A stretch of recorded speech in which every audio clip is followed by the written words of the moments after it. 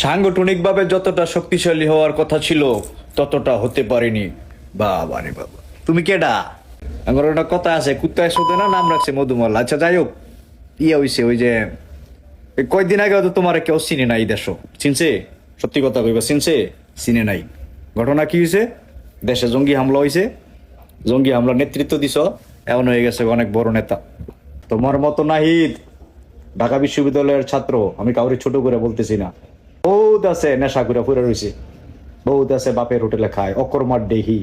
তুমি এখন বিশাল বড় নেতা হয়ে গেছো গা।